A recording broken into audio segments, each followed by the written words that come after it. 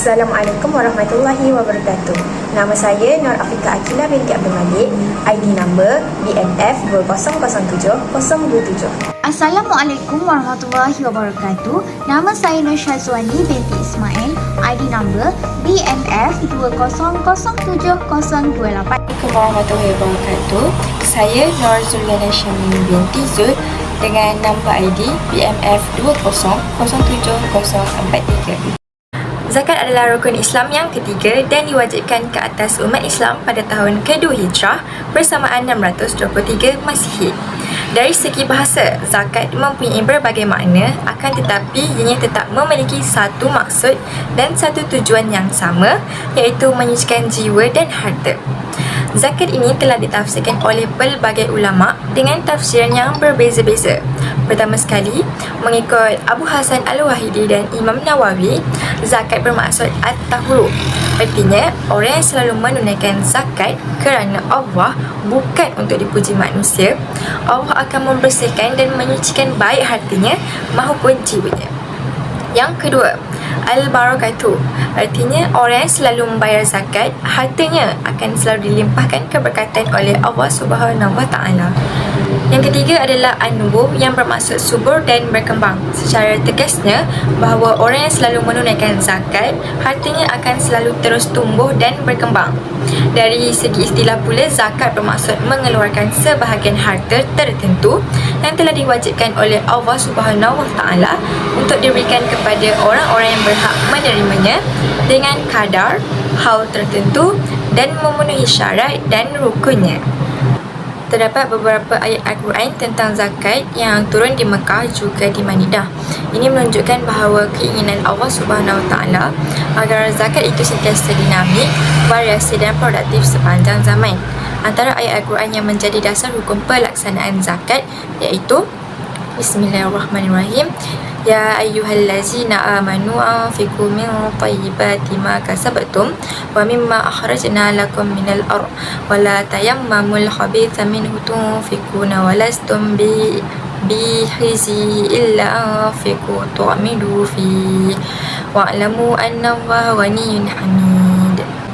Maksudnya, hai orang-orang yang beriman, nafkahkanlah di jalan Allah sebahagian dari hasil usahamu yang baik-baik dan sebahagian dari apa yang kami keluarkan dari bumi untuk kamu. Dan janganlah kamu memilih yang buruk-buruk lalu kamu menafkahkan daripadanya, padahal kamu sendiri tidak mahu mengambilnya melainkan dengan memincingkan mata terhadapnya. Dan ketahuilah bahawa Allah Maha Kaya lagi Maha Terpuji. Selain itu, terdapat banyak hadis-hadis Rasulullah SAW yang berkaitan dengan dalil zakat, seperti Rasulullah SAW bersabda, barang siapa diberi Allah Subhanahu Wa Taala kekayaan tetapi tidak menunaikan zakatnya, maka pada hari kiamat nanti kekayaan itu akan dirupakan dengan ular jantan yang besar kepalanya, disebabkan oleh biasanya yang banyak, yang memiliki 2 titik hitam di atas matanya, dan ular itu akan membelit orang itu lalu berkata, akulah kekayaanmu dan akulah harta bendamu. Hadis riwayat Muslim. Zakat terbahagi kepada 2 bahagian, iaitu zakat fitrah dan zakat ma'al, iaitu harta.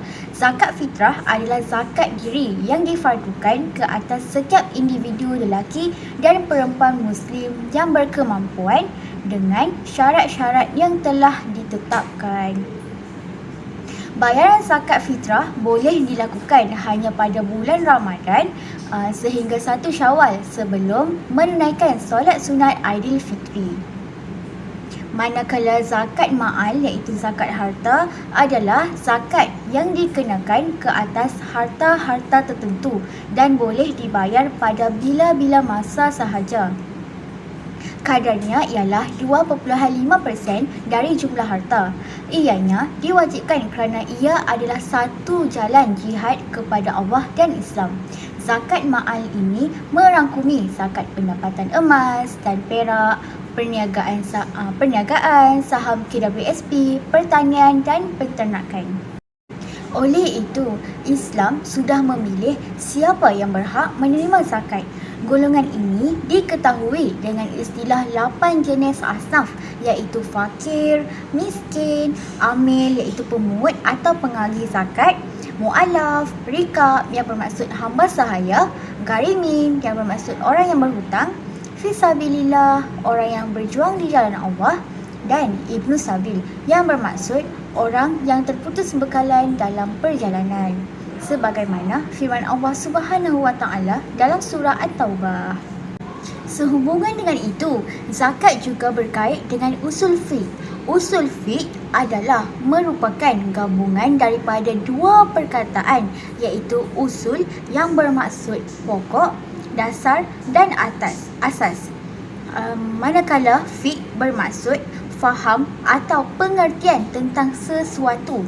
Pengertian usul fiqh dari istilah syarak pula adalah pemahaman tentang hukum-hukum syarak yang berkaitan dengan perbuatan amali manusia yang diambil dari dalil-dalil syarak yang terperinci. Terdapat dua cara dalam penulisan usul fiqh, iaitu Tarikhah Al-Mutakallimin dan Tarikhah Al-Anaf. Skop perbahasan dalam ilmu usul fiqh antaranya ialah dalil-dalil hukum syarak, dalil-dalil hukum yang diperselisihkan, ijtihad dan mujtahid. Sumber hukum yang pertama ialah Al-Quran, iaitu dari dalil yang disepakati. Al-Quran dari segi bahasa ialah mengumpulkan, menghimpunkan huruf dan kata dalam suatu ucapan yang tersusun. Maksud Al-Quran dari segi istilah ialah wahyu berupa kalimullah. Kandungannya tidak dapat ditandingi oleh sesiapa pun, disampaikan oleh umat dengan mutawatir. Kefahaman daripada Al-Quran yang pertama ialah dari surah An-Nur ayat 56, iaitu A'udzubillahi minasyaitonirrajim wa aqimus salata wa atuz zakata wa ati'ur rasul la'allakum turhamun. Maksudnya, dan dirikanlah kamu akan sembahyang serta keluarkanlah zakat dan taatilah kepada Rasul supaya kamu beroleh rahmat. Allah Subhanahu wa taala berfirman agar umatnya mendirikan solat dan mengeluarkan zakat serta mentaati baginda Rasulullah sallallahu alaihi wasallam agar diri kita lebih dihormati. Ini menunjukkan bahawa zakat amat penting di dalam Islam. Hal ini kerana ia dapat menyucikan harta di samping dapat mewujudkan sifat syukur terhadap nikmat yang dikurniakan oleh Allah Subhanahu Wa Taala di dalam golongan yang berada. Sumber hukum yang seterusnya pula ialah As-Sunnah. As-Sunnah dari segi bahasa ialah kata-kata baharu. Manakala dari segi istilah pula ialah apa-apa yang terbit atau disandarkan daripada Nabi Muhammad SAW selain daripada Al-Quran, iaitu dari segi perkataan, perbuatan ataupun pengakuan. As-Sunnah telah dibahagikan kepada 3 bahagian, iaitu Sunnah Qauliyah, iaitu perkataan, Sunnah Al-Fi'liyah, iaitu perbuatan, dan Sunnah Takrikiyah, iaitu pengakuan. Kefahaman daripada As-Sunnah yang pertama ialah daripada Ibnu Umar radhiyallahu anha, Rasulullah sallallahu alaihi wasallam bersabda, yang bermaksud setiap harta yang dikeluarkan zakatnya ia bukanlah simpanan, dan setiap harta yang tidak engkau keluarkan zakatnya ia adalah simpanan. Dari riwayat Al-Bukhari. Penerangannya pula ialah Rasulullah SAW bersabda bahawa zakat merupakan suatu yang wajib ke atas setiap Muslim. Ini amat jelas tentang kewajipan membayar zakat, dan sesiapa yang mengingkari atau meragui kefarduannya maka ianya terkeluar dari agama Islam. Mereka yang kaya dan berada juga harus menyedari bahawa wujudnya hak orang-orang fakir dan miskin di dalam harta yang mereka miliki. Sumber hukumnya seterusnya ialah Al-Ijma'. Al-Ijma' dari sudut bahasa ialah kesepakatan atau sebulat suara, manakala dari segi istilah pula ialah kesepakatan para mujtahid dalam kalangan umat Islam pada suatu zaman tertentu terhadap suatu hukum syar'i selepas kewafatan Nabi Muhammad SAW. Al-Ijma' terbahagi kepada 2 bahagian, iaitu Ijma' Soreh yang bermaksud jelas dan ijma' sukuti yang bermaksud tidak jelas. Kefahaman daripada al-ijma' yang pertama ialah daripada Syekh Dr. Yusuf Al-Qaradawi dalam kitabnya Fiqh Al-Zakah, iaitu beliau menyumbangkan idea untuk mengadakan zakat gaji dan zakat pendapatan. Walaupun idea beliau ditolak pada mulanya kerana tiada sandaran dan nas, namun idea beliau ini semakin lama semakin diterima kerana ia membawa faedah kepada pihak asnaf. Kefahaman daripada al-ijma' yang kedua ialah daripada Imam Ibnu Al-Mundhir Al-Syafi'i, iaitu para ulama' bersepakat untuk tidak memberikan sesuatu apapun daripada zakat kepada orang kafir. Majoriti ulama' berpandangan bahawa pemberian zakat kepada bukan Muslim adalah tidak sah, dan sebahagian ulama' berpandangan bahawa larangan ini adalah merupakan ijma'. Seterusnya, sumber hukum yang terakhir iaitu dalil-dalil yang disepakati ialah Al-Qiyas. Al-Qiyas dari segi bahasa ialah ukuran, persamaan, pengukuran atau perbandingan. Manakala dari segi istilah pula ialah menzahirkan persamaan sesuatu perkara yang tidak ada nas tentang hukumnya dengan sesuatu perkara yang ada nas tentang hukumnya, kerana kedua-duanya mempunyai iklah atau sebab pada hukum. Selain itu juga, yang kedua, qiyas menurut Muhammad Ghazali ialah beliau mengkiaskan zakat pertanian dengan zakat pendapatan. Hal ini kerana pendapatan mereka dapat dipadankan dengan pendapatan musiman yang dihasilkan oleh para petani. Yang terakhir ialah masalih al-mursalah daripada dalil yang tak disepakati. Masalih al-mursalah dari segi bahasa ialah manfaat yang berlandaskan hukum syarak dalam menjaga agama, nyawa, akal fikiran, keturunan dan harta. Masalih mursalah dari sudut istilah ialah membuat sesuatu hukum dan undang-undang yang baik dan berfaedah untuk kepentingan manusia dan tidak ada sebarang nas untuk menjadikan bukti dan dasar sama ada boleh dilaksanakan, harus atau tidak boleh. Kefahaman daripada masalih al-mursalah pula, yang pertama ialah dari segi muktabarah, iaitu ianya hanya terdapat dalam Al-Quran dan diterima oleh As-Sunnah. Ia bermaksud mendatangkan manfaat dan menghalang kemudaratan. Marsalih al-mursalah tiada nas untuk menunjukkannya. Zakat boleh diguna melalui marsalih al-mursalah kerana zakat terdapat di dalam Al-Quran dan As-Sunnah. Dengan membayar zakat dapat menjaga harta kita. Allah Subhanahu Wa Taala menjelaskan bahawa orang yang bersyukur, maka nikmatnya akan ditambah lagi oleh Allah Subhanahu Wa Taala.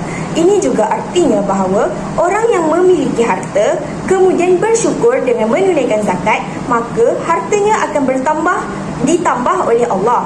Jadi, zakat dalam hal ini ialah penyubur harta kita.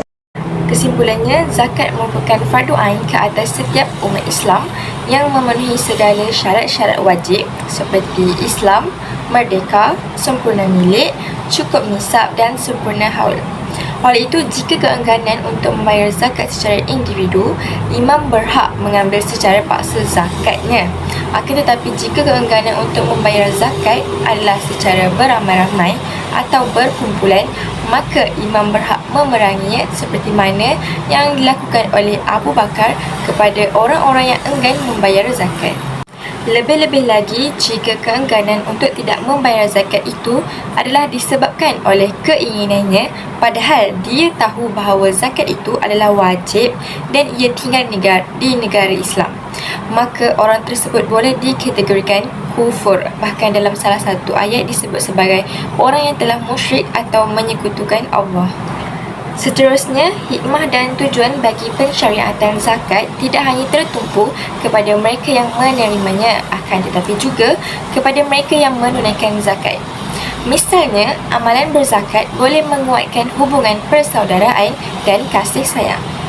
Apabila kesedaran ini wujud dalam masyarakat, setiap orang Islam mampu menunaikan kewajipan mengeluarkan zakat kepada pihak yang berhak menerimanya. Ianya dapat dilihat daripada eratnya jalinan kasih sayang di kalangan orang Islam. Selain itu, menghapuskan rasa cinta akan harta benda dunia. Hal ini dikatakan demikian kerana hati yang cinta dan berlebih-lebihan akan kepada harta benda dan keduniaan boleh menghilangkan rasa cinta kepada Allah dan takut kepada hari kiamat.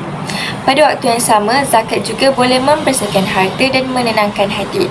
Harta yang dikumpulkan oleh manusia boleh melalui berbagai usaha dan upaya kemungkinan terdapat pencemaran pada harta yang diperolehi. Pencemaran itu boleh terjadi disebabkan oleh ada sesuatu yang syubhah yang tidak diketahui seperti sekelumit harta yang tidak halal dalam sekelompok harta yang halal, dan ada kemungkinan juga bahawa dalam harta yang dikumpulkan terdapat hak-hak pihak yang lain yang seharusnya diberikan kepada mereka.